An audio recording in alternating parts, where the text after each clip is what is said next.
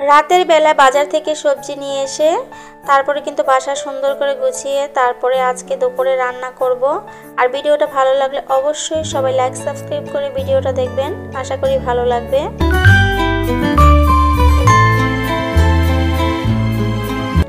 আসসালামু আলাইকুম এভরিওয়ান, সবাই কেমন আছেন?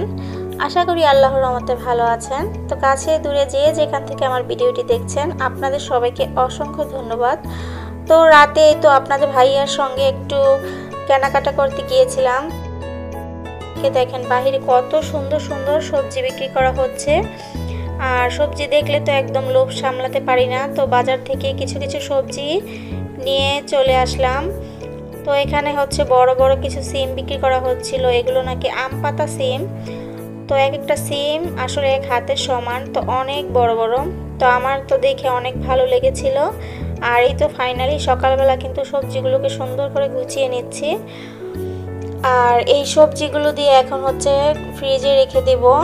তো রাখার পর আমি কিন্তু আজকে দুপুরে রান্না করব ফুলকপি, পেঁয়াজ পাতা আর হচ্ছে গাজর দিয়ে একটা সবজি বানাবো। আর হচ্ছে এই তো এটা হচ্ছে আম পাতা সিম। তো বাজারে দেখেই মানে আমার অনেক ভালো লেগেছিল এই সিমগুলো। তো ভাইয়া বলছিল এগুলো নাকি আম পাতা সিম। তো ফাইনালি রান্না করে দেখি কেমন লাগে। আর এগুলো হচ্ছে সিম বিচি। তো সিম বিচি কোনোদিন রান্না করি নাই, তো আমি আসলে নিয়ে আসলাম। আর সাফার বাবা বলছিল সিম বিচি নাকি রান্না করে খাবে। তো কিভাবে রান্না করব সেটা অবশ্যই জানি না। তো আপনাদের জানা থাকলে অবশ্যই কমেন্ট করে বলবেন যে সিম বিচি রান্না করতে আসলে কিভাবে রান্না করলে খেতে ভালো লাগে। তো এখন হচ্ছে আলু, পেঁয়াজ, তারপরে এগুলো বাজারগুলো সুন্দর করে গুছিয়ে তারপরে কিন্তু সব কাজ সেরে নিব। আর এই তো এখন হচ্ছে সবগুলো বাজার ফ্রিজে রেখে দিয়ে আমি কিন্তু এখানে পেঁয়াজ পাতা কেটে নিচ্ছি। আর এই পেঁয়াজ পাতা দিয়ে ফুলকপি দিয়ে গাজর দিয়ে একটা ভাজি করব।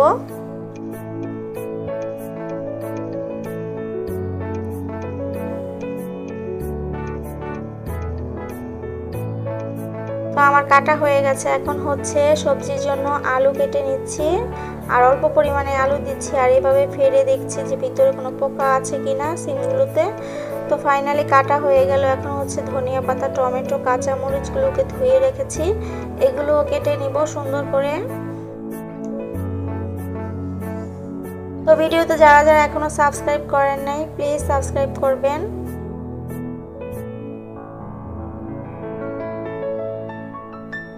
আর এখন হচ্ছে তেলাপিয়া মাছগুলোকে আমি ভেজে নিচ্ছি সিম দিয়ে রান্না করার জন্য। আর এখানে হচ্ছে গাজর কিন্তু আগে থেকে আমি সিদ্ধ করে ফ্রিজে রেখে দিয়েছিলাম, তো এগুলো হচ্ছে একসাথে ভাজি করে নিব। আর এই পেঁয়াজ কলি, গাজর, ফুলকপি দিয়ে ভাজি করলে কিন্তু অনেক মজা হয়। সব রকমের মশলা দিয়ে তারপরে কিন্তু মশলাটাকে কষিয়ে নিব।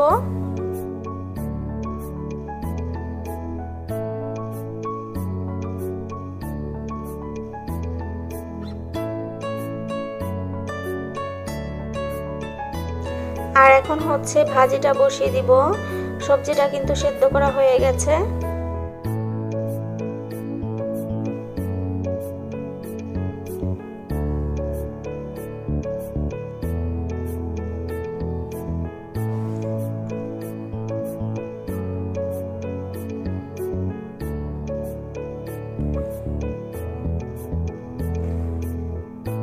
তো ভাজিটাকে একটু নেড়ে চেড়ে তার উপরে কিন্তু ধনিয়া পাতা ছিটিয়ে দিয়ে আমি এখন নামিয়ে ফেলবো।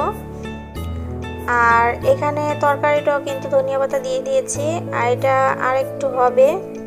তো সবাই পাশে থাকবেন, ভিডিওটা ভালো লাগলে অবশ্যই লাইক সাবস্ক্রাইব করে বন্ধু হয়ে যাবেন।